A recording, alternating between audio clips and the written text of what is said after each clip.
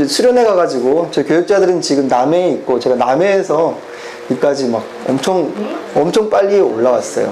그 마치면 또 남해까지 또 내려가야 돼. 네가 왜? 누가 말을 했지? 요즘엔 시리가 저렇게 갑자기 태워가고 막 말하고 그래요. 설교하는데 지가 나와가지고요. 하여튼 그런데요. 오면서 그런 말이 들었어요. 하나님께서 오늘 되게 하고 싶은 말씀이 있겠다 이런 생각을 했고요.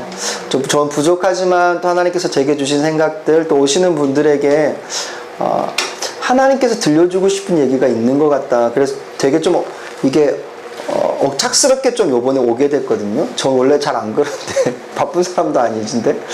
그래서 오늘 되게 좀 그런 설레는 마음을 가지고 왔습니다. 그래서 오늘 좀 사모하시고 잘 듣고 저도 그렇게 좀 잘 전하고 싶고 그렇습니다. 기도하고 했지만 제가 한 번만 더 기도할게요. 하나님 감사합니다. 주님 찾으시는 한 사람을 찾기로 합니다. 그리고 우리가 하나님이 찾으시는 그 한 사람이 되고 싶습니다. 능력이 많은 사람, 실력이 좋은 사람이 아니라 하나님께 순종하는 사람을 사용하시는 주님임을 압니다. 주님, 이 시대 가운데 하나님 나를 통해서 하실 수 있는 일이 있으시다면 마음껏 하실 수 있도록 우리 자신을 주님께 내어드리도록 축복해 주십시오.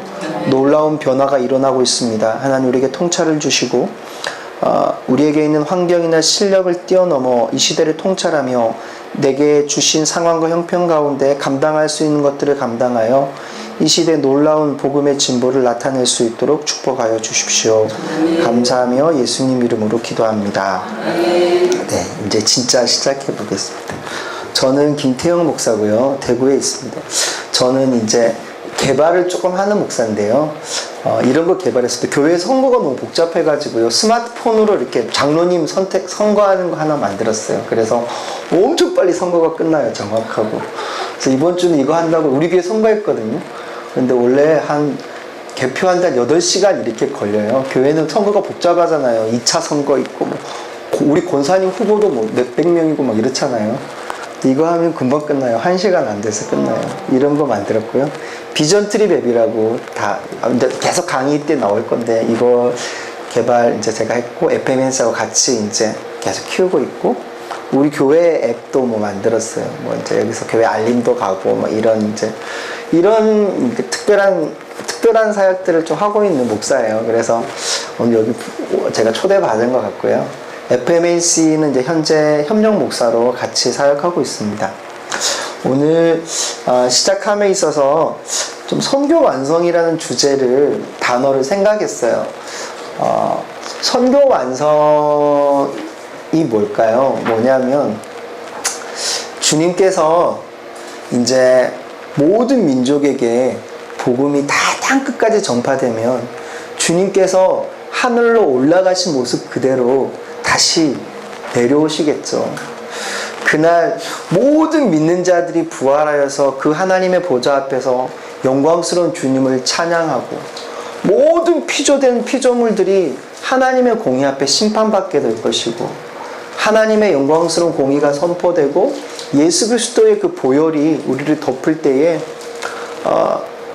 우리는 모든 죄가 그리스도의 공로를 통해서 덮여지고 우리가 하나님 보좌 우편에서 그분을 찬양하게 될 그날이 선교 완성이죠.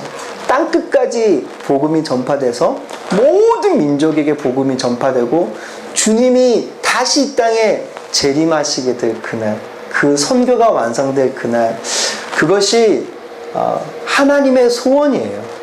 그리고 우리 모든 성도의 소원이죠. 우리가 성도로서 부름받고 살아가는 이유는 굉장히 큰 의미에서는 이 선교 완성을 위해서 우리는 살아가요. 우리가 돈을 벌고 공부를 하고 밥을 먹고 모든 게요, 생각해보면 선교 완성 때문이에요. 그날을 소망하는 거죠. 우리는 성도니까. 그날에 물이 바다를 덮음과 같이 하나님의 영광이 온 땅 가운데 가득하게 될 겁니다.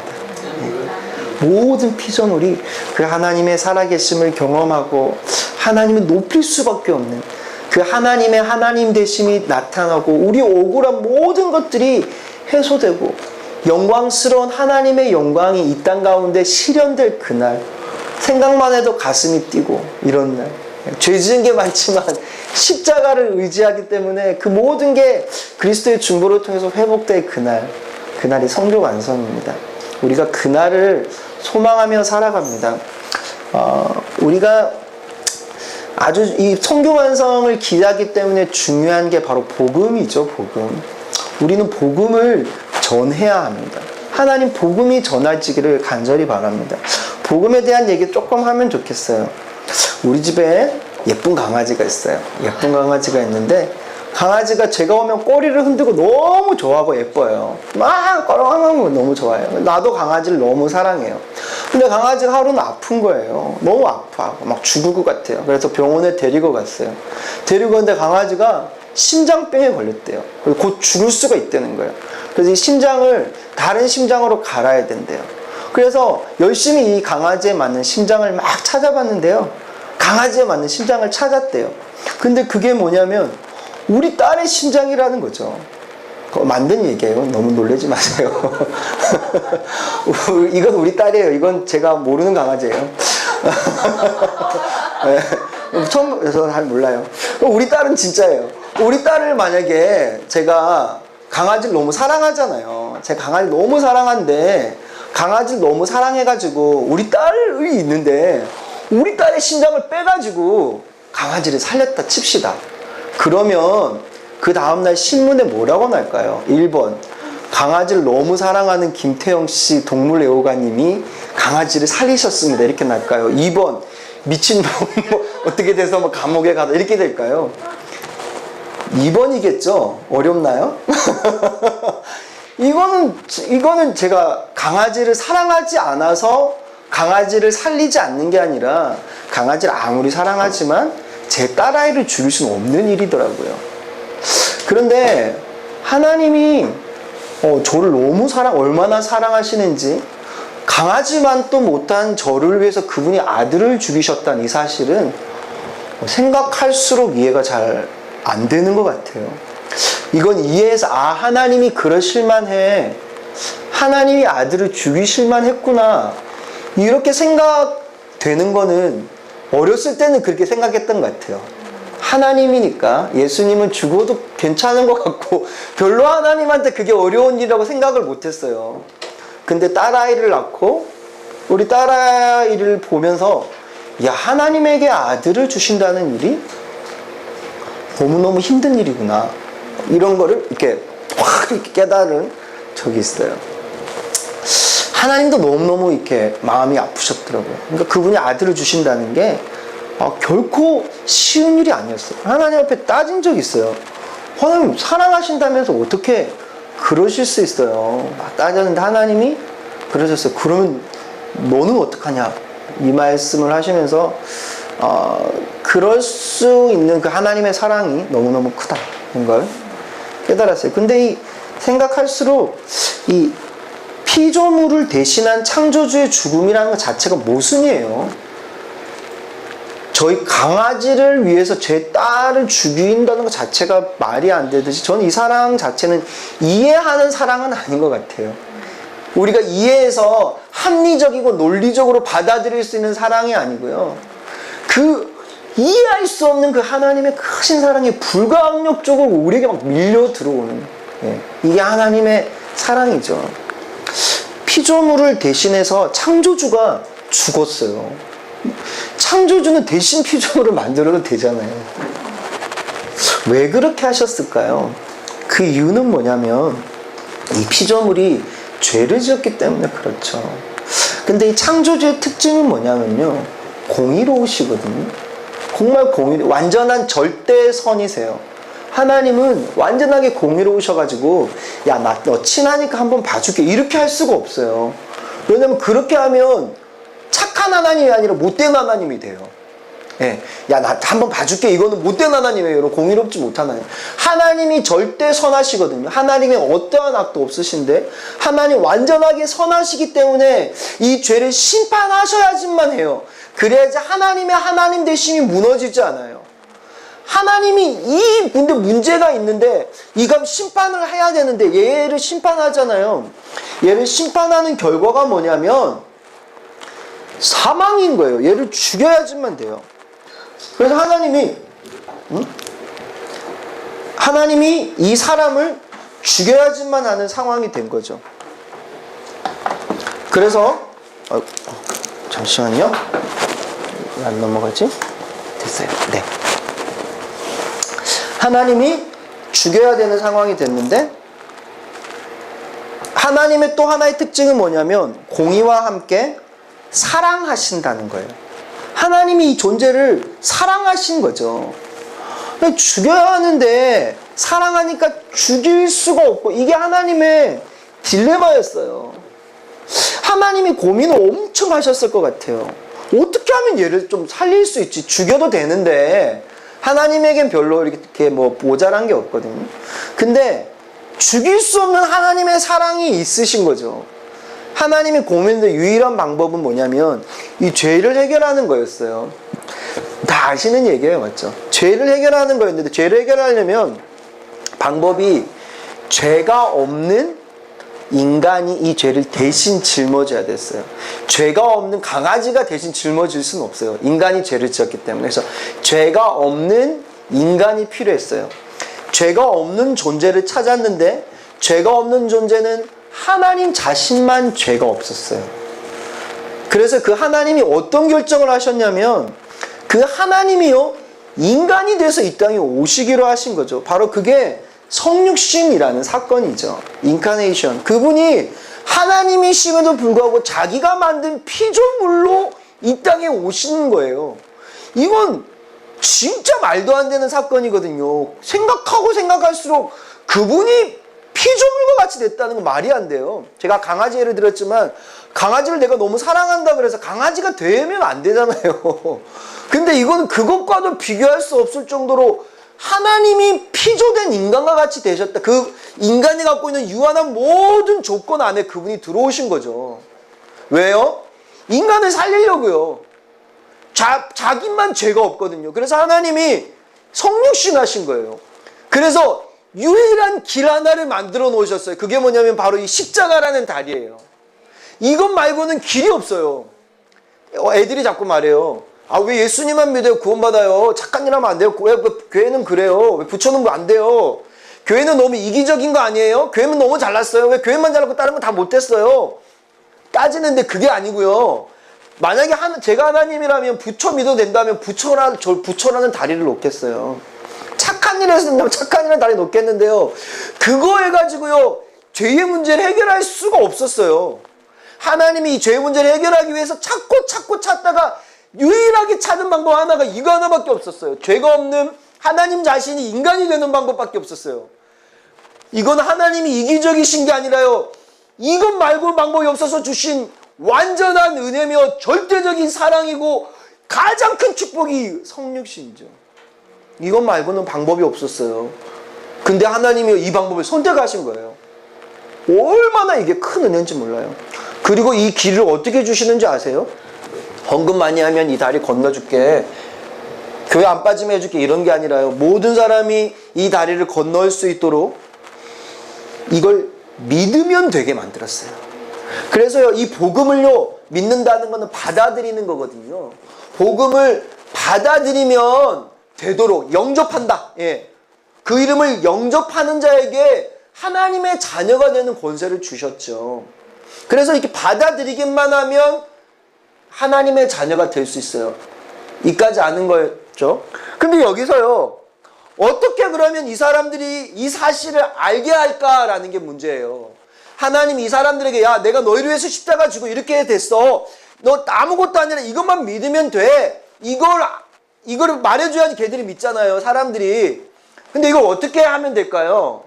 하나님이 하늘에 나타나가지고 야, 너 오늘 교회 안 가면 다 죽는다 뭐 이렇게 쓰시면 다 올 수도 있고, 지진 나가지고 뭐 다 죽이고 예수 안 믿는 사람 다 뭐 차 사고 나고 뭐 이러면 다 예수 믿을 수 있을 텐데 하나님이 그런 방법을 쓸 수도 있었겠죠. 근데 하나님이 이 복음을 수많은 사람들에게 알리기 위해서 쓰셨던 방법은 뭐냐면 바로 이거예요. 먼저 믿은 사람들을 통해서 이 일이 전달되는 방법을 쓰셨다고요. 로마서 말씀 읽어볼까요? 시작. 그런즉 그들이 믿지 아니하는 일을 어찌 부르리요? 듣지도 못한 일을 어찌 믿으리요? 전파하는 자가 없이 들으리요? 로마서 10장 14절 말씀입니다. 전파해야지 듣고, 들어야지 믿고, 믿어야지 부를 수 있습니다. 전파해야 되는 거죠. 하나님은 이 복음이 전파되는 방법을 통해서 사람들이 이 하나님께서 이루신 놀라운 구원을 받을 수 있는 방법을 선택하셨다고요. 그래서 하나님 이 복음이 전파되기를 너무너무 바라세요. 지금도요. 조선시대 사람들은 예수님 못 믿어서 다 죽었으니까 다 지옥 갔겠네요? 그럼 하나님은 불공평하신 거 아니야? 이런 거 애들 막 따지잖아요. 예? 그럼 하나님 불공평하셨을까요? 야, 너희는 미안하다. 야, 다 죽어라. 뭐 이럴 거예요. 조선시대 때 하나님이 갖고 계신 하나님 마음은 뭐였을까요? 하나님 이 방법을 선택하셨으니까 누군가가 빨리 가서 이 땅에 복음 전하기를 하나님이 누구보다 간절히 바랬어요. 왜요? 아들을 주셨잖아요. 아들 죽이면서 유일하게 이 길 하나 만들어 놨거든요. 그때 하나님이 뭐 불공평한 게 아니라 하나님은 너무너무 애가 탔어요. 누군가가 빨리 가서 조선 땅에 복음을 전해야지 저것들이 안 죽는데 이거 안전하니까 얼마나 애가 타는지 몰라요. 근데 우리나라 조선시대 이야기를 그때 따지는데 그게요, 지금도 똑같아요. 오늘도요. 오늘도 우리나라 조선시대 그 전 시대 예수님 복음을 몰라서 죽었던 사람들처럼 지금도 예수 그리스도의 예자 한 번도 못 들어보고 죽은 사람이 얼마나 많은지 몰라요. 그럼 하나님 그들에게 불공평하신 하나님이에요? 아니에요. 하나님은 누군가가 빨리 가서 복음 전하기를 완전 발을 동동 그리면서 계세요. 왜냐하면 이를 위해서 하나님은 자기 아들 십자가에서 못 박으면서 이 길 하나 만들어 놨거든요. 그래서 하나님께서 원하시는 건 뭐냐면 복음 전파예요. 이게 예수님께서 주신 지상 대명령이죠. 네. 너희가 땅끝까지 이르러 내 증인이 되리라 말씀하신 지상 대명령이 복음 전파예요. 예수님의 소원이 이거죠. 더 나아가 인류 역사는 복음 전파의 역사예요. 여러분 생각해 보세요. 인류의 역사는요, 복음이 어떻게 흘러가는가에 따라서 역사는 움직였어요. 그 중심에 복음이 있습니다. 예수 그리스도께서 이미 역사의 중심이시죠. 자, 이제 여기서 중요한 포인트가 있는데요. 보세요. 복음이라는 인포메이션이 있고요. 전파라는 것은 어떤 테크놀로지예요. 보세요. 우리는요, 가장 중요한 정보를 들고 있습니다.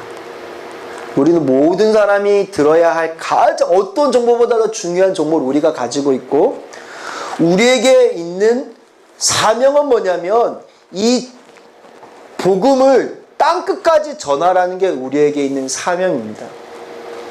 복음, 이 정보를 소통하라. 이게 바로 인포메이션 테크놀로지, 소위 말하는 IT입니다. IT가 뭔지 아세요? IT라는 것은 인포메이션 테크놀로지가 IT예요. 사전적으로 볼까요? 정보통신 기술이에요. 정보를 주고받는 것은 물론 개발, 저장, 처리, 관련된 필요한 모든 기술이 바로 IT라는 기술이에요. 정보를 주고받는 것. 제일 쉬운 건 뭐가 있을까요? 책 이런 거 있겠죠. 라디오 이런 건 정보통신 기술. TV, 인터넷, 선풍기? 선풍기는 아니에요.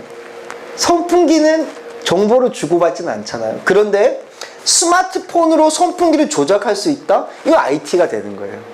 그러니까 지금 모든 사물이, 의류는 IT가 아니잖아요.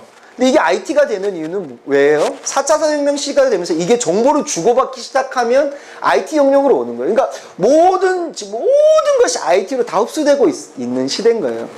그러니까 IT라는 것은요, 정보통신 기술이에요. 이게요, 근데 복음이라는 사명을 전해야 되는, 복음이라는 것을 전해야 하는 사명자, 곧 성도들에게 IT가 너무너무 중요한 링크 포인트가 여기에 있어요. 그래서 보세요, 여러분. 땅끝까지 복음을 전해야 하는 우리에게 IT를 통해서 땅끝까지 길이 열린 시대가 바로 오늘날이라는 거예요. 너무너무 중요한 일이에요. 우리는 땅끝까지 복음을 전해야 하는데 IT를 통해서 땅끝까지 길이 열려버린 거예요. 지금 모든 민족에게 길이 열려버린 거예요. 이러니까요, 이 사실을 발견한 사람들이 눈이 확 도는 거죠. 대박 사건이 터진 거예요, 지금. 그런 얘기를 하는 거예요. SBS를 통해서요.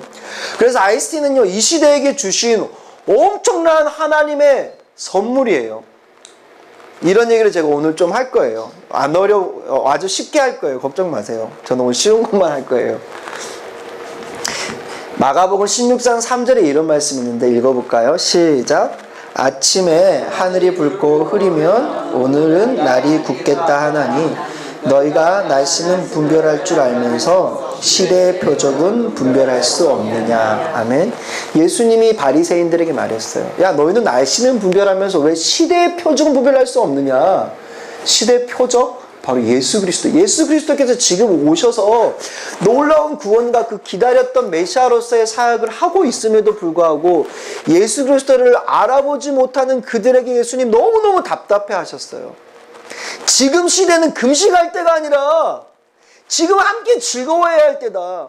혼인날에 신랑과 함께 금식할 수 있느냐? 신랑이 뺏기는 날이 오리니 그때야 금식할 것이니라. 새 술은 새 포도주에 새 포도주는 새 부대에 담아야 된다. 이런 말씀을 거기서 하신다고요. 예. 그러니까 우리가요, 시대의 표적을 분별해야 돼요. 통찰해야 돼요. 지금이 무슨 시대인가 알아야 돼요. 근데 이걸 모르면 안 돼요. 이 굉장한 지혜를 갖고 있어야 돼요. 여기에 굉장히 중요한 키포인트는, 키워드는 IT예요.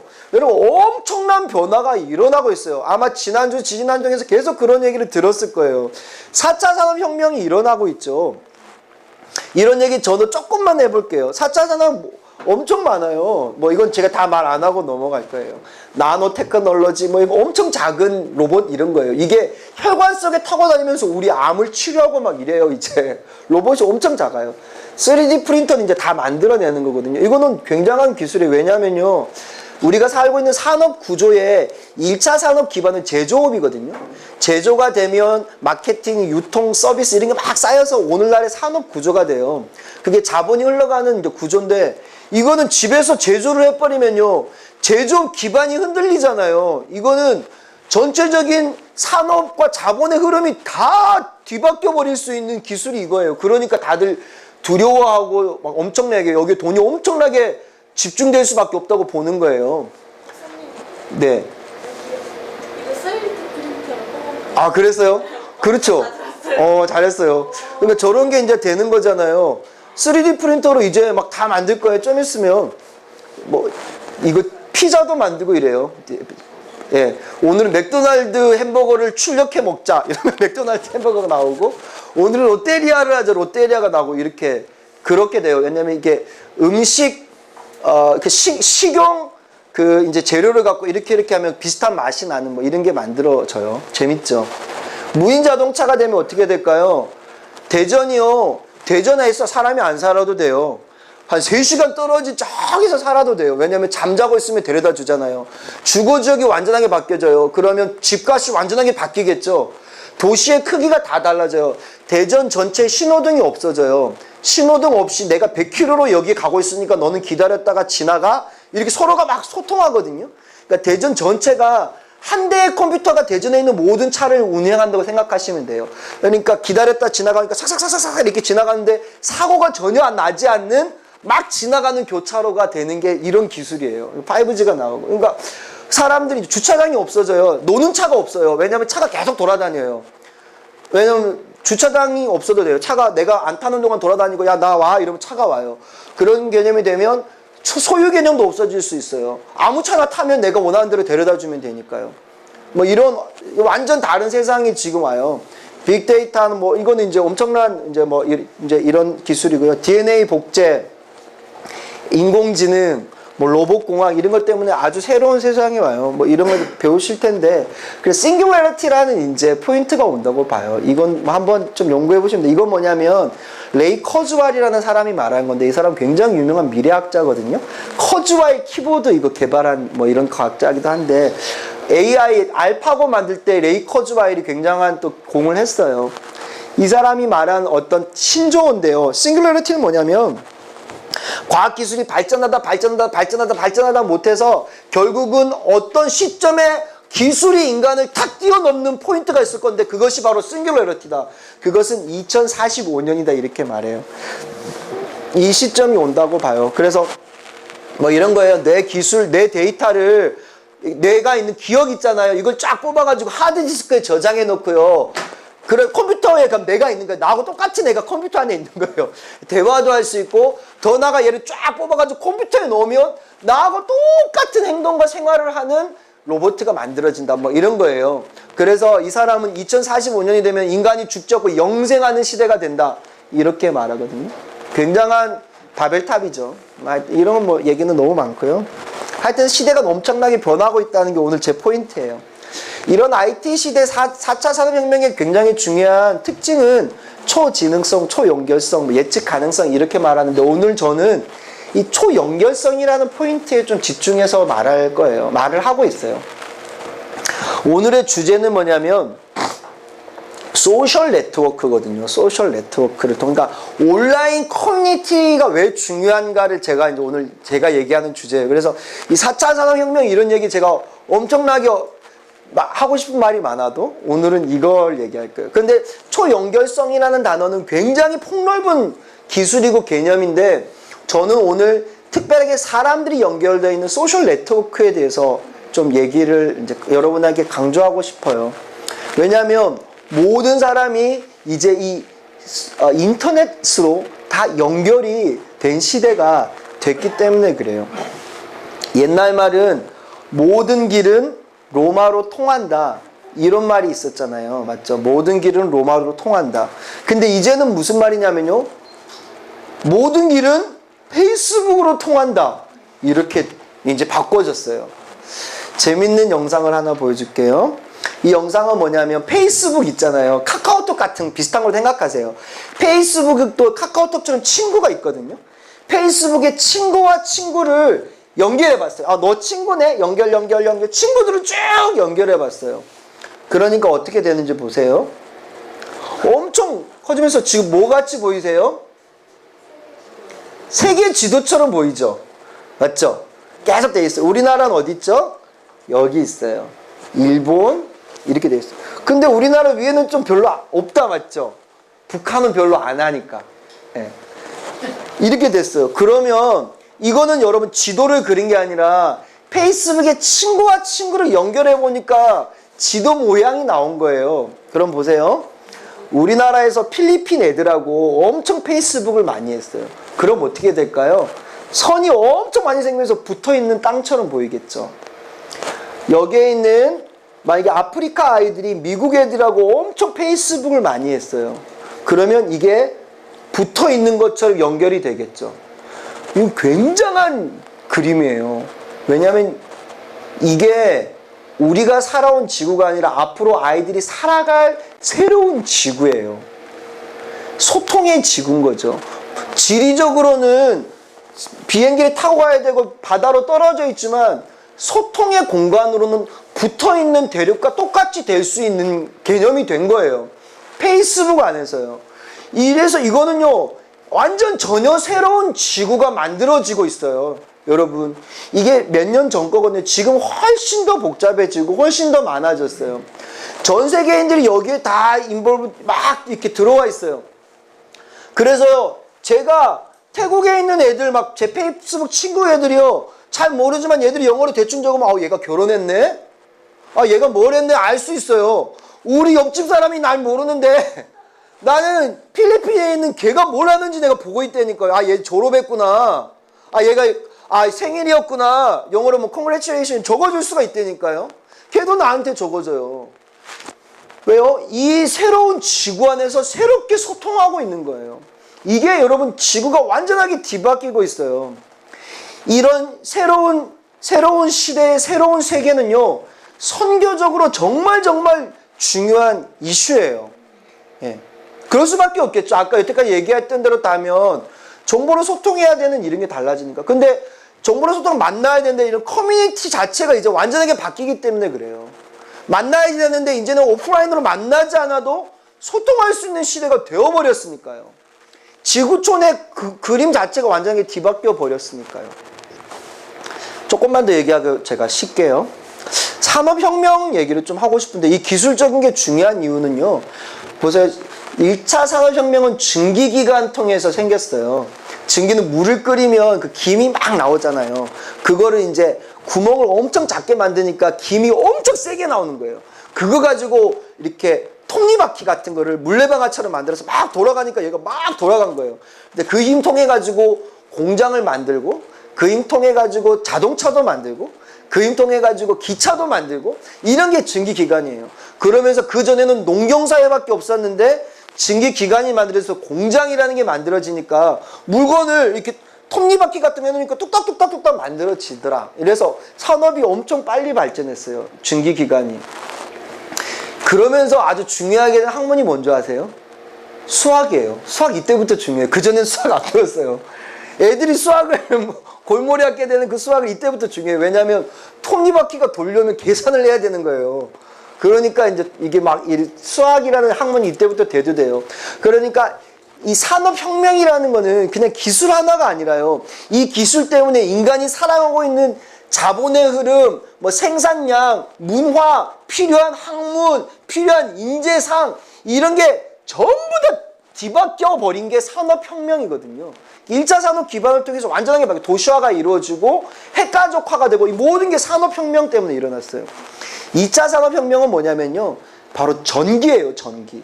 이때는 돌리려면 증기기관에 물을 끓여야 되니까 엄청 대야가 컸을 거잖아요. 근데 전기를 만드니까 조그만한데 다 꼽으니까 막 동력이 생기는데 이게 크기가 작아도 힘이 이거보다 훨씬 더 좋더라는 거예요. 그러니까 공장이 소형화되고 동력이 생기니까 훨씬 더 많은 양이 나오니까 이 생산량이 이때하고는 비교할 수 없을 정도로 이때 엄청나게 많이 나오면서 기술이 발전했고 도시화가 급속도로 이루어졌어요. 이게 2차 산업혁명이에요. 3차 산업혁명은 바로 컴퓨터예요. 이때는 사람이 껐다 켰다를 해야 되는데 컴퓨터를 해놓으니까 사람이 안 가도 지가 알아서 자동화가 되는 거예요. 그러면서 이거하고는 또 비교할 수 없을 정도로 엄청난 산업이 발달됐죠. 이런 시기마다 인간의 어떤 문화와 자본과 이 흐름이 완전하게 뒤바뀌었어요. 그런데 바로 4차 산업혁명이 이제는 시작됐다라는 거예요. 바로 그거는 IT를 통해서인 거죠. 이건 뭐냐면 모두가 다 연결되고 지능적으로 AI가 나오고 인터넷 속도가 엄청 빠르가면서 이 변화는요, 예측할 수 없을 정도로 엄청나게 빠르고 엄청나게 많은 양의 변화가 일어나고 있어요. 이런 게 산업혁명이에요. 그래서 4차 산업혁명을 떠드는 게 이런 이슈가 많아요. 공부를 좀 해보시면 너무 재밌어요. 근데 선교적으로 이게 왜 중요하냐면요. 보세요. 1차 산업혁명은 이때로 봐요. 1784년, 2차는 1870년, 3차는 1969년, 4차는 2016년이에요. 얼마 안 돼요. 이거는 다보스 포럼이라는 곳에서 클라우스 슈밥이라는 사람이 이 말을 처음 하면서 등장했거든요. 그런데 보세요. 랄프 윈터 박사님이 선교를 3세대로 구분했어요. 랄프 윈터 박사님의 3세대 선교를 보면요. 첫 번째 1세대 선교는 윌리엄 캐리를 통한 해안선 선교예요. 배를 타고 해안선으로 이렇게 대륙을 다니면서 선교하면서 선교가 필요하구나 이걸 깨달았다고요. 이걸 가능한 이유는 뭔지 아세요? 배의 그러니까 항해 기술의 발달이에요. 항해 기술이 왜 발달했는지 아세요? 증기선과 이런 게 굉장히 밀접해요. 그래서 해안선 시대를요, 이때로 보거든요. 이때하고 연관이 좀 있는 것처럼 보여지죠? 연관이 있어요. 두 번째 시대는 뭔지 아세요? 허드스테일을 통한 내지 선교예요. 해안선에 있다가 내지로 들어가 보니까 사람들이 엄청 많더라. 이래서 내지로 들어가기 시작해요. 중국 내지 선교에 허드스테일로 만들었잖아요. 근데 이게 가능한 이유는 뭔지 아세요? 이거는 이동 수단의 발전이 굉장히 중요해요. 이게 해안선에서 받은 물자를 내지로 옮겨야 되는데 걸어서 옮기긴 너무 힘들어. 내지 사람들이 평생 거기서 살다 죽는 애들이니까 현지인들은. 근데 외국인들 그걸 갖고 가야 되는 게 힘들잖아요. 근데 전기가 발달되고 이러면서 이때요 자동차가 이때 생기거든요. 이러면서 내지 선교가 엄청 발달했어. 그러니까 내지 선교 시대가 열린 거예요. 그러니까 연대도 우리가 비교해 볼 수 있어요. 세 번째 시대는 뭐냐면 종족 선교 시대예요. 사람들 알아보니까 나라만 있는 줄 알았거든요. 근데 나라에 가보니까 같은 나라인데 민족이 다르고 언어가 다르고 문화가 다르다는 거예요. 그러면서 이전에는 한 200 몇십 개, 한 200개 정도면 되는 줄 알았는데 언어를 알아보니까 24,000개 정도 된다는 거죠. 선교적 흐름이 완전하게 뒤바뀌면서 바뀐 거예요. 그러니까 복음을 전하기 위해서 제일 먼저 돼야 되는 건 성경 번역이거든요. 성경이 있어야 뭐 이렇게 복음을 전하잖아요. 그래서 성경 번역 선교사가 제일 먼저 들어가는데 이때부터 종족별 언어를 알게 되면서 성경 번역이 아주 중요하게 되고 활발하게 돼요. 이렇게 된 이유는 뭔지 아세요? 바로 자료화 기술이에요. 컴퓨터가 나오면서 이걸 자료화할 수 있었고 이동수단이 비행기 같은 게 발달하면서 이게 이동하는 게 더 쉬워졌기 때문에 그렇다고요. 보세요. 아주 중요한 포인트는 뭐냐면요. 하나님께서요. 역사적으로 중요한 그 시대의 기술을 사용하셔서 선교적 확장을 이루셨다는 거예요. 하나님은요. 그 시대마다 아주 중요한 기술을 사용하셨습니다. 하나님 굉장히 지혜롭고 탁월하시기 때문에 이런 기술이요 그냥 삶만 발전시킨 게 아니라 선교적 성장을 이루었다고요. 그렇다면 4차 산업혁명이 일어난 이 시대에 4세대 선교가 일어나지 않겠냐라는 거죠. 사랑하는 여러분 4세대 선교가 일어납니다. 일어나고 있습니다.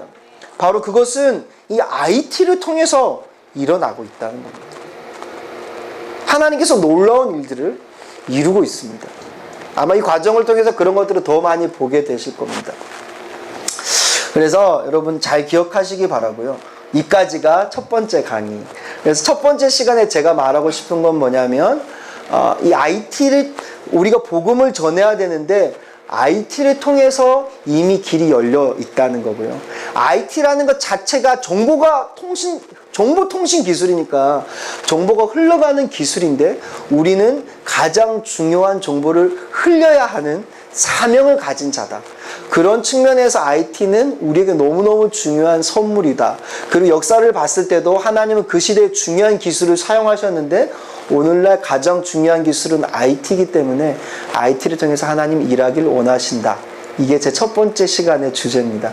다음 시간에는 그러면 난 뭐 할 수 있을까? IT 시대는 나는 카톡도 잘 못 보내는데 이럴 수 있잖아요. 그런 우리가 할 수 있는 것도 조금 오늘 얘기하고 그 두 번째 시간 할 거예요. 두 번째 시간은 좀 더 재밌을 거예요. 네, 좀 IT 선교는 개발을 하는 IT 전문가가 하는 선교가 아닙니다.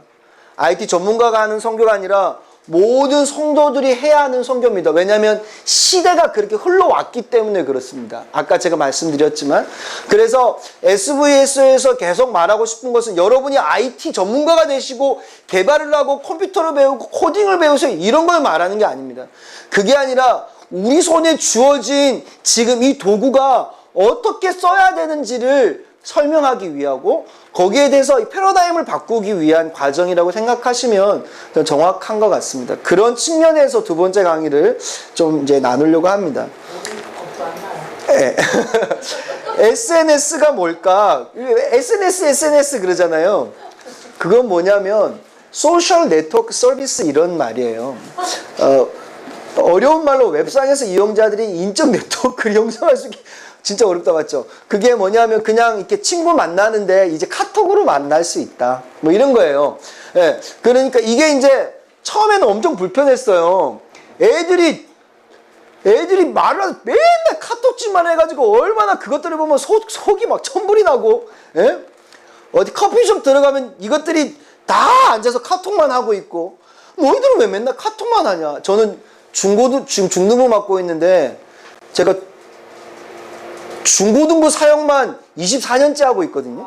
중고등부 설교만 24, 다른 부서 해본 적이 없어요. 저는 중고등부만 했어요. 그래서 저는 걔들만 편하고 초등부 이런 애들 잘 못해요. 제가 20살 때부터 설교해가지고, 올해 44이거든요.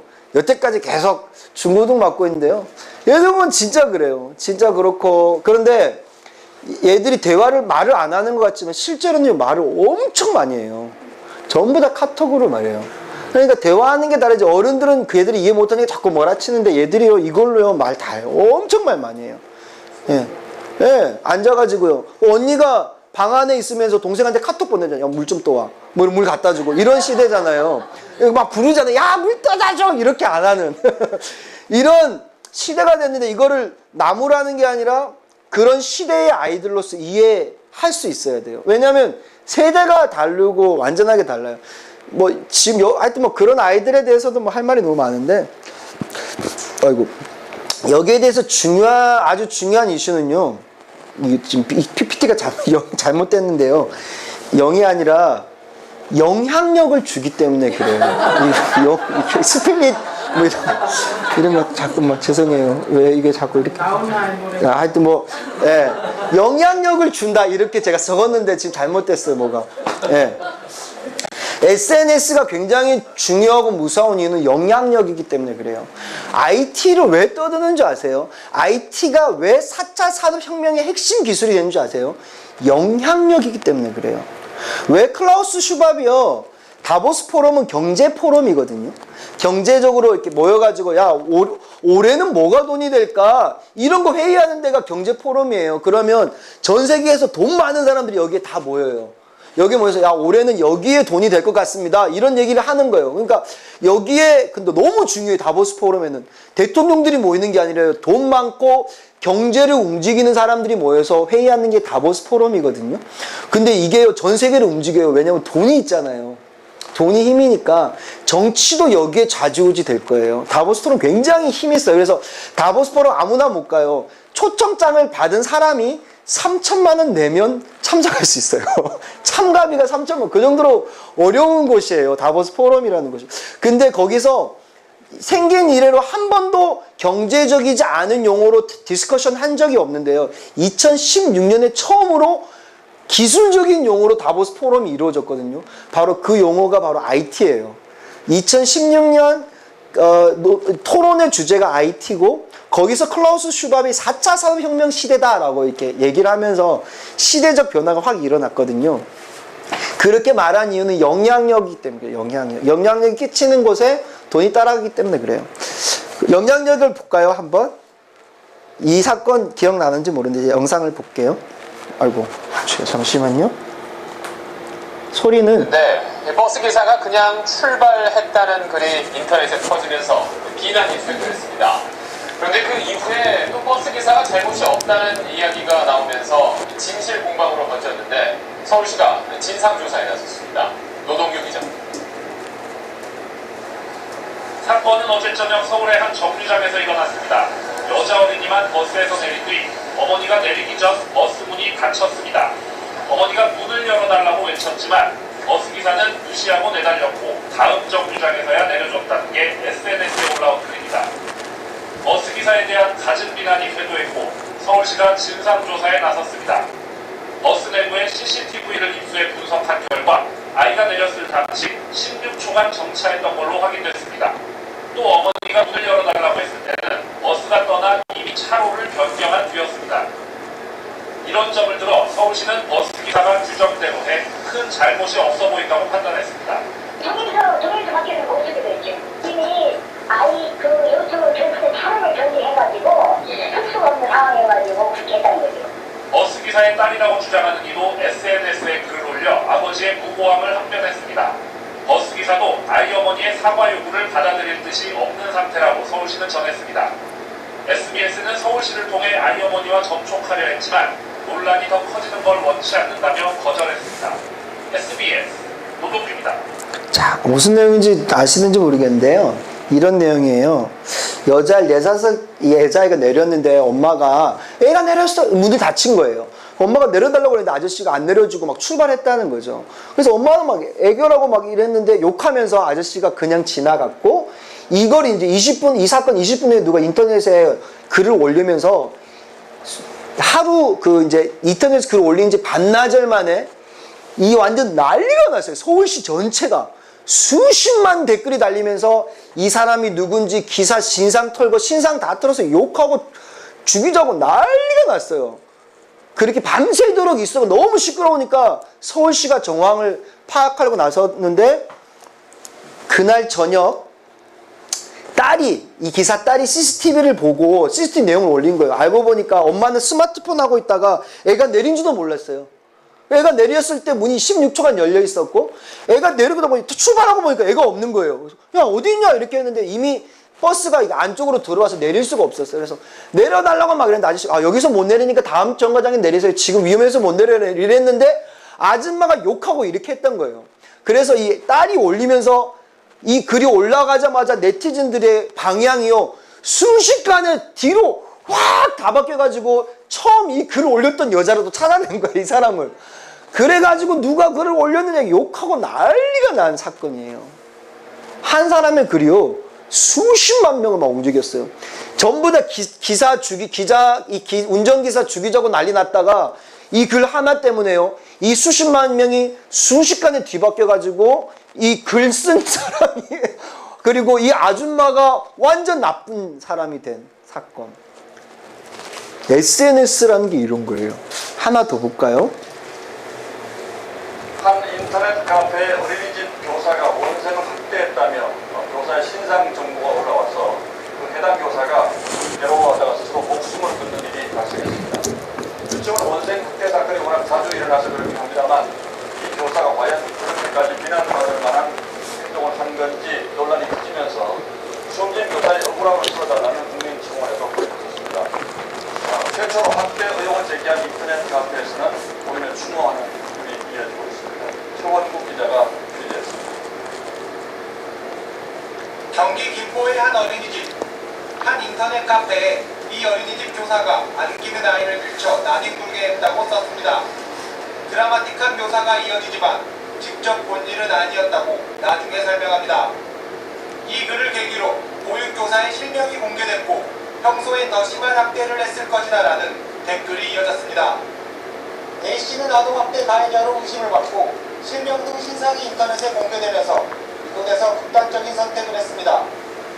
A씨는 아이들에게 미안하고 동료 교사들에게 피해가 없길 바란다는 유서를 남겼습니다. 하지만 정작 목격자는 아동학대는 없었다고 전합니다. 안기는 아이를 밀친 게 아니라 하던 일을 끝내도록 기다리라고 말한 게 전부였다는 겁니다. 기다려, 조금만 참아 이런 얘기 하나도 안 들리잖아. 그냥 그냥 보고서만 무속경찰이라 바로 신뢰가. 청와대 국민청원 게시판에는 무분별한 마녀 사냥을 한 카페의 폐쇄를 요구하고 교사의 억울함을 풀어달라는 청원이 6만 명을 넘었습니다. TV조선 최근국입니다. 자, 이건 어떤 내용이냐면요.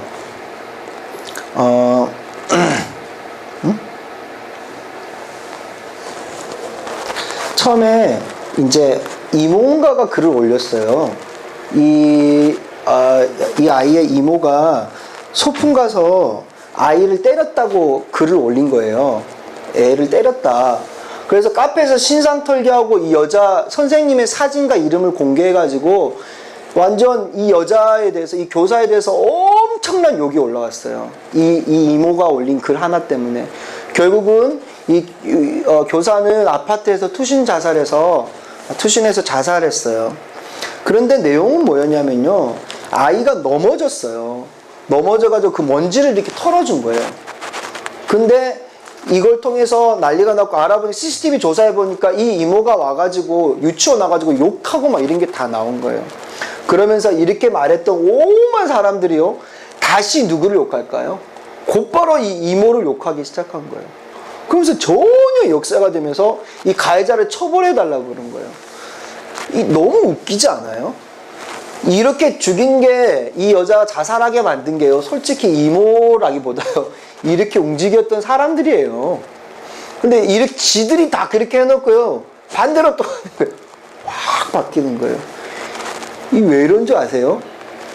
SNS라는 게 갖고 있는 힘이에요, 이게. 이게 굉장히 무서워요. SNS는요, 여러분, 너무 무서워요. 이 칼은 좋은 칼인가요? 나쁜 칼인가요?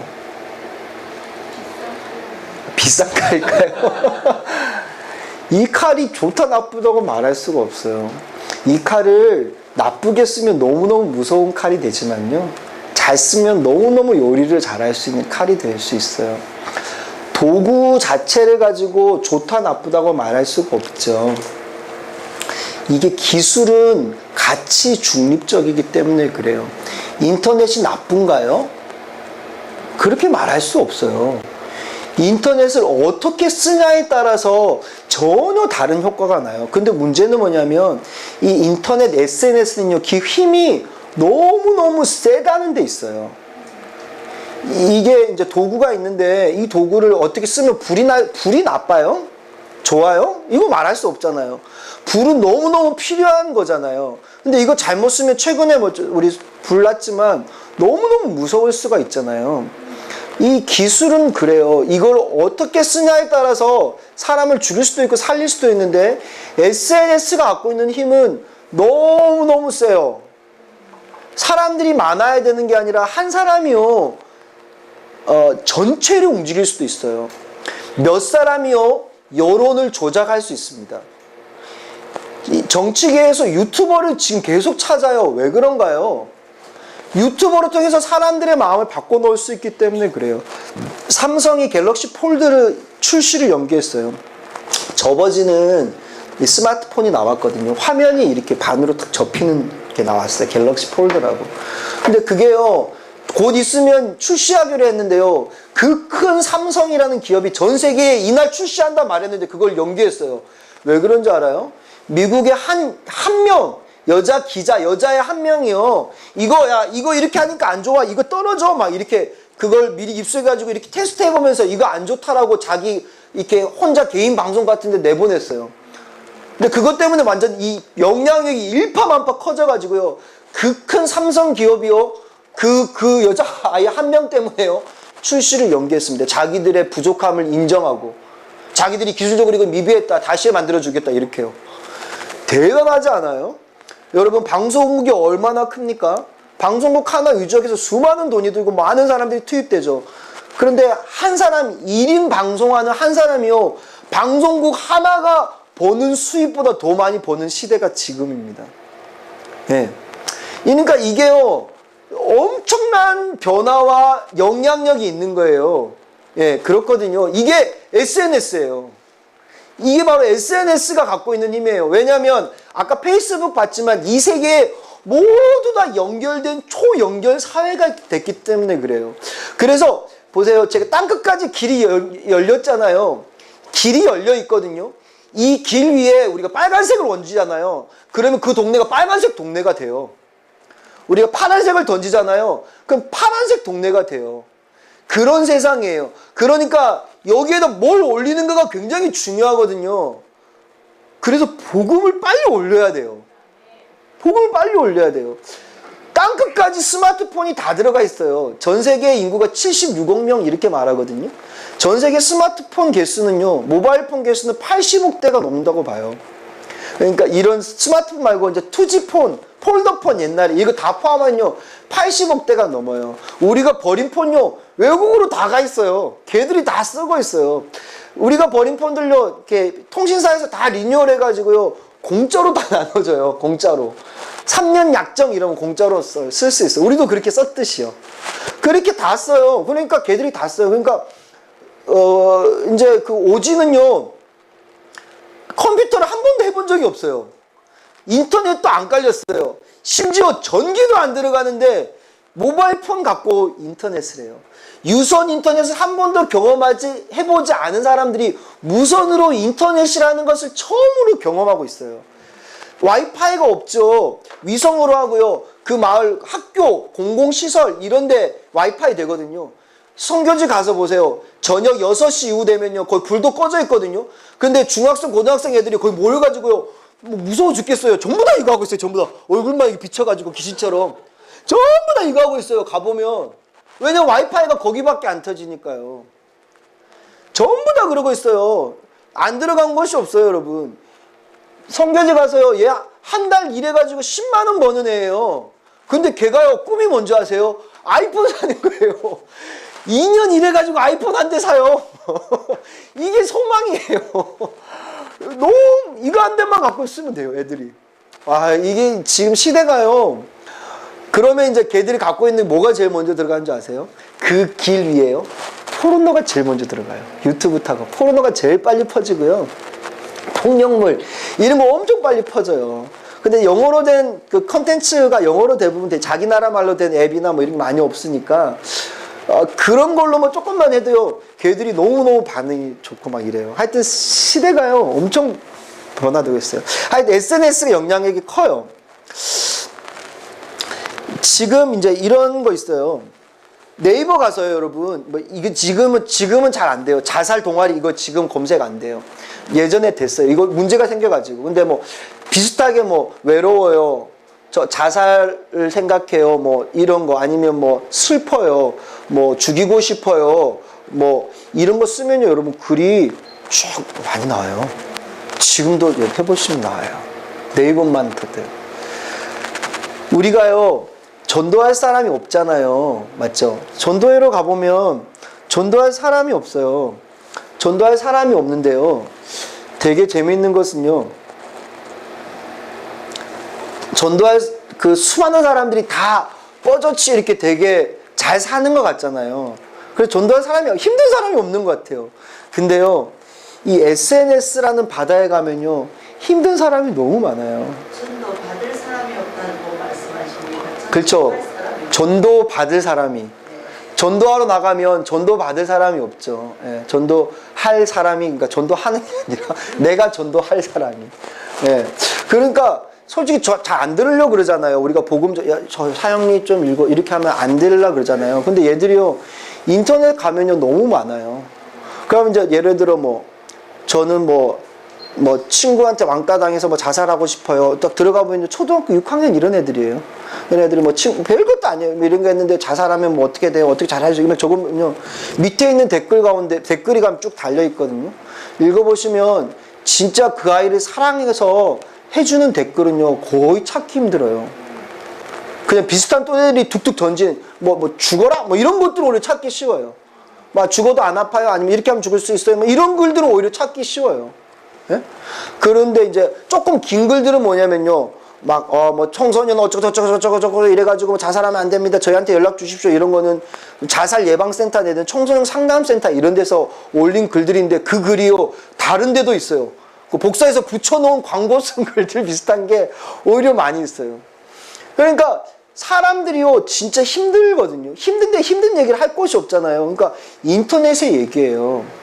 모씨 이런 앱 있어요. 모씨 같은 앱은 익명으로 글을 아무거나 하는 이런 임금님기 당나귀기 이런 앱이에요. 그러니까 수많은 방들이요 주제별로 쫙 있고요. 해시태그라 그러는데 그렇게 검색하면 방들이 엄청 많았거든요. 예를 들어 외로움 이러면 그 방이 엄청 많아요. 아무 때나 들어가서 아무 얘기나 하고 아무나 대답하고 이런데요. 들어가 보면요 사람들이 아무 얘기나 하는데요. 그 마음을 진짜로 만져주는 사람은요 진짜 찾기가 힘들어요. 힘들고요.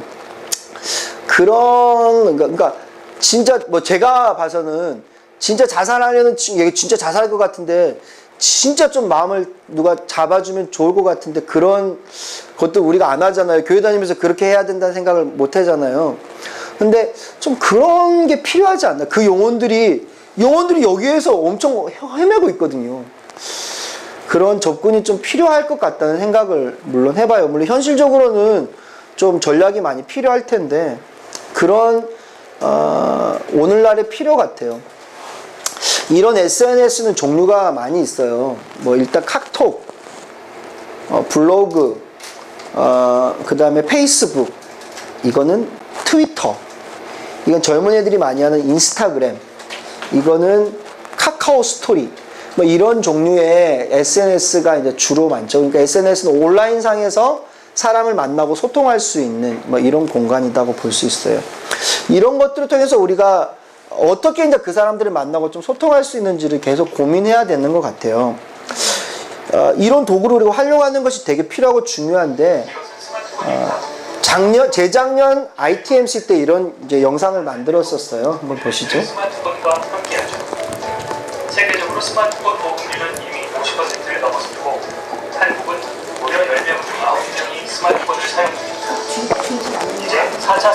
성경이 본격화되면 전 세계 모든 사람이 스마트폰을 사용하며 SNS를 통해 하나의 네트워크로 연결되는 초연결 세상이 올 것입니다. 우리 그리스도인들은 이런 변화를 어떻게 받아들이고 있죠? 많이들 걱정합니다. 급격한 변화가 두렵고 염려될 뿐 아니라 IS와 이단, 안티 기독교인들이 SNS를 점령한 것처럼 보이기 때문이죠. 하지만 잊으셨나요? 많은 목회자와 선교사들이 이 말씀을 붙들고 하나님의 꿈을 이루기 위해 국내와 해외에서 선교 활동을 하고 있습니다. 그러나 늘 시간과 비용, 인력 부족에 시달리고 뜻밖의 상황으로 인한 사역 중단과 강제 추방까지 많은 어려움을 겪고 있죠. 선교에 대한 우리의 생각과 태도, 이대로 괜찮을까요? 우리는 고민했습니다. 그리고 그 해법을 찾아냈습니다. 친구와 하루에 수십 번씩 꼭 하시죠. SNS나 블로그에 여행과 맛집 후기를 올리기도 하고 짜투리 시간에는 유튜브 영상을 감상하실 겁니다. 재밌는 글이나 영상은 친구들에게 공유도 하고요. 그렇다면 한번 생각해 보십시오. 카톡과 블로그, 유튜브와 페이스북을 통해 복음을 전할 수 없을까요? 당신은 이미 선교에 필요한 모든 도구를 가지고 있습니다. 언제나, 어디서나, 누구나 할 수 있는 선교. 그것이 바로 이 시대에 맞는 선교 방법, IT 선교입니다. 스마트 선교, 손끝 선교라고도 하죠. 두려워하지 마세요. 그리고 손에 들고 있는 강력한 무기를 활용하세요. 전 세계 인구의 절반에게, 또 우리나라 전체 인구의 90%에게 직접 복음을 전할 수 있습니다.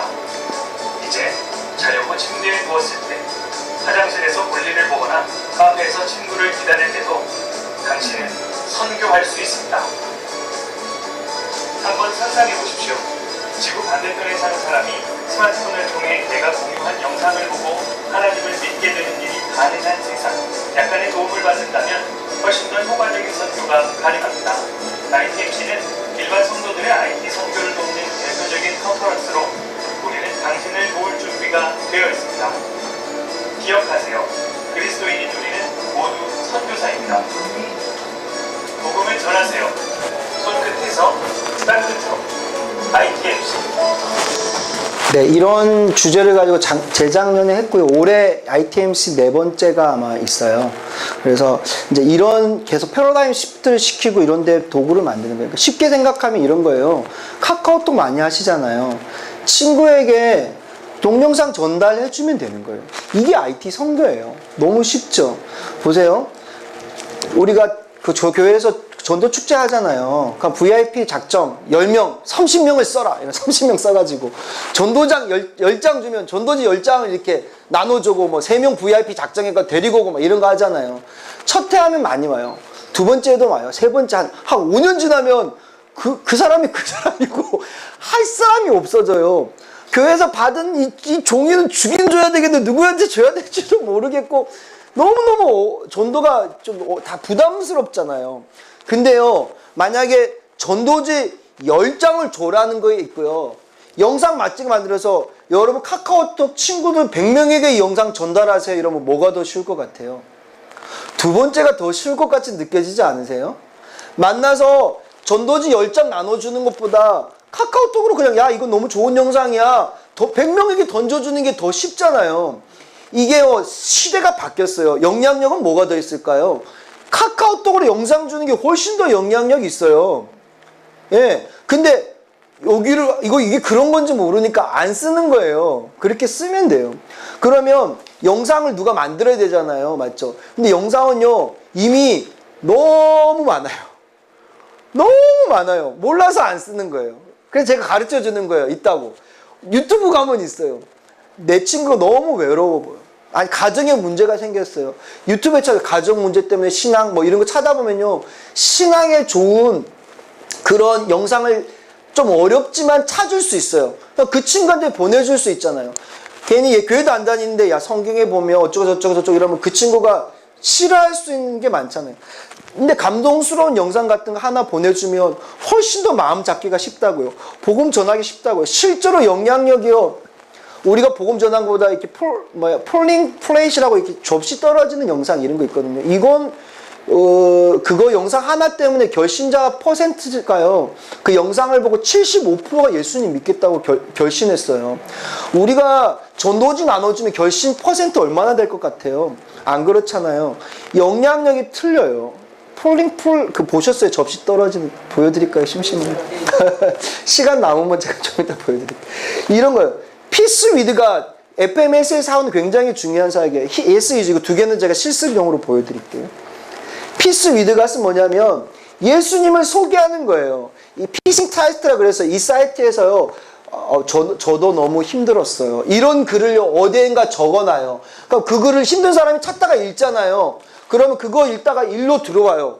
그러면 그거를 보고 이렇게 따라서 쭉 예수님에 대해 소개가 있거든요. 영상이 있고 그 맨 밑에 당신 예수님 믿으실래요? 아니요, 아닐래요? 떠날래요? 이렇게 두 개 예수 노가 있어요. 예수 딱 누르면 여기서 이 사람이 예수님에 대한 관심적으로 체크가 되면서 이 코치라는 게 이제 배정이 되고 이 사람은 온라인상에서 양육하거든요. 이게 지저스 단넷이 하고 있는 사역이고요. 여기에 대해서 구체적으로 와서 강의가 있어요. 이거 통해서요. 하루에 제 기억이 정확하게 한데 하루에 300명 정도가 예수님 믿어요. 매일마다. 이 사이트 하나로요. 만들어진 지 한 10년 만에 1,400만 명 정도가 예수님을 영접했어요. 이 사이트 하나로. 우리나라 전체 예수 믿는 사람 1,000만 명 될동 말동이잖아요. 맞죠? 이 사이트는 이제 우리나라 말은 최근에 런칭한 거고 전 세계적으로 여러 언어로 하는데 이 사이트 하나 한 10년 만에 우리나라 지금 전체 성도만큼의 숫자가 결신했다고요. 한 1억 명 정도가 여기에 방문했어요. 매일마다 수천 명이 이 사이트에 와요. 그리고 예수님을 수백 명이 영접해요. 매일마다. 1분에 몇 명 돼요. 통계가요. 예수님 이게 얘라고 누른 사람이요. 지도에 떠요. 똥똥 이렇게 할 때마다. 그러면서 기도하고 이러고. 이 피스위드가 그러니까 인터넷을 통해서 복음을 전해보니까 영향력이 너무너무 있던 거죠. 이런 게 이제 우리가 확인할 수 있는 거예요. 힘든 사람에게 이런 사이트 주소를 던져주면 야, 너 너무 힘들면 여기 한번 가봐봐. 예수님 우리가 소개하기 힘들잖아요. 그러면 야, 내가 예수님 너한테 너무 소개시켜줄 건데 여기 가서 한번 영상하고 볼래? 어렵지 않게 예수님 소개 영상으로 다. 이런 컨텐츠가 있는 전해주면 되는 거죠. 예스히즈라는 앱인데요. 이거 너무너무 좋아요. 보세요. 유튜브하고요. 영상이요. 되게 많거든요. 영상이 없어서 못 주는 게 아니라요. 어디에 있는지 몰라서 못 줘요. 맞죠? 어디에 있는지 몰라서 못 줘요. 그래서 제가 필요한 거 생각해 보니까 자녀 문제 때문에 힘들어하는 사람에게는 이런 게 좋겠어. 아니 부부관계 때문에 힘들어하는 사람은 이런 게 좋겠어. 재정 때문에 힘들어하는 사람은 이런 게 좋겠어. 이런 컨텐츠를 모아놓은 라이브러리가 있다면 너무 좋겠다 이런 생각을 했어요. 그래서 이런 걸 좀 해볼까 생각했는데 역시 외국 애들은 너무 빨라. 이거 벌써 만들어버렸어요. 예스이즈는 들어가 보면요. 좋은 컨텐츠가 너무 자기들이 만든 컨텐츠도 있는데 이미 유튜브나 알려진 컨텐츠들을 주제별로 얘들이 다 이렇게 모아놨어요. 주제별로 모아놓고 어떤 사람들에게 필요한 컨텐츠를 공유하면 돼요. 그래서 내가 만약에 어떤 사람이요. 예를 들어 뭐 재정 문제 때문에 집이 너무 힘들어요. 그러면 여기 들어가서 거기에 관련된 글을 영상을 카톡으로 전달해 주는 거 그게 IT 선교예요. 영향력이 너무너무 있어요. 그렇게 이제 반응 오면 이제 우리가 예수님 전하면 되잖아요. 이런 식의 컨텐츠들이 많이 만들었는데 예스이즈는 굉장히 좋은 거예요. 그래서 스마트폰 있으시면 설치하세요. 지금 설치하세요. 해보세요. 와이파이 있나요? 네. 네. 아니면 적어 놓으실래요? 시간이 많이 없구나. 그럼 적어 놓으세요. 이거 그래서 꼭 설치하세요. 알겠죠? 제가 오늘 설치해라는 거 많이 가르쳐줄 거고 여러 개 더 가르쳐줄 거거든요. 그래서 yes, he is 이렇게 검색하면 돼요. 한국어 버전이 있어요. 그래서 한국어로 제공해요. 알림도 뜨고요. 이 안에서 내 스스로도 영적으로 이렇게 매일마다 묵상하기도 너무 좋아요. 근데 외국 앱이다 보니까 여기에 나온 영상이 대부분 외국 애들이 나온 외국 영상들이 많아요. 그래서 우리나라 사람은 우리나라 배우가 막 있고 이래야지 좀 더 감동이 있는데 약간 그런 게 좀 아쉬워요. 그래서 우리나라 버전에 이런 걸 좀 만들면 좋겠다 싶은데 그런 거는 이제 저 같은 개발하는 사람들이 만들 거니까 여러분이 이런 거 만들어주면 얼른 갖다 쓰면 돼요. 공짜고. 알겠죠? 알려주면 돼요. 그리고 이제 하셔야 되는 것 중에 하나가 페이스북을 하세요. 해보세요. 하나도 안 어려워요. 이메일은 좀 있어야 되는데요. 이메일 하나 만들어서 가입하고 프로필 만들고 친구를 만들고 글을 쓰면 돼요.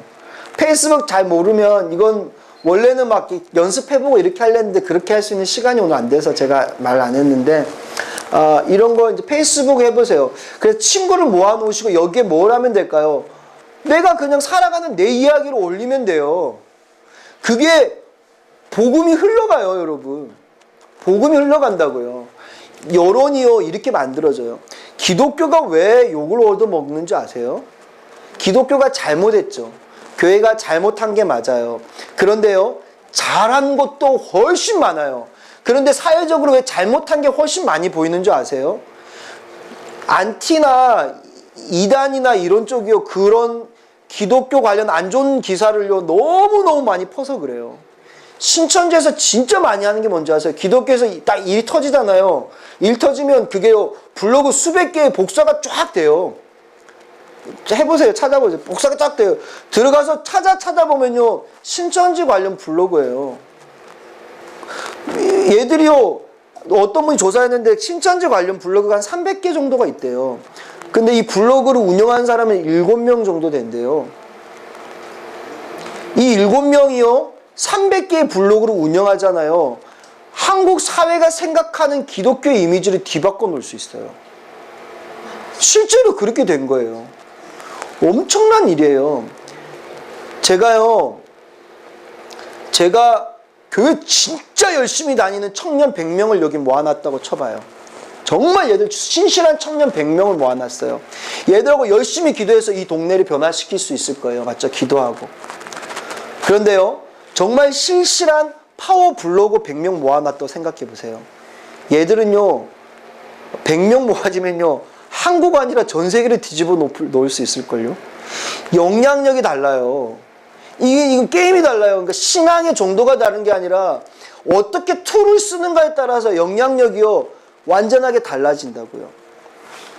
페이스북 그렇게 할 수 있어요. 조금씩 영향력을 끼쳐 나갈 수 있어요. 아까 맨 앞에 애기 하고 여교사 사건 얘기했잖아요. 그 블로그로 그 글 쓴 하나가 이제 사회적 이슈가 됐잖아요.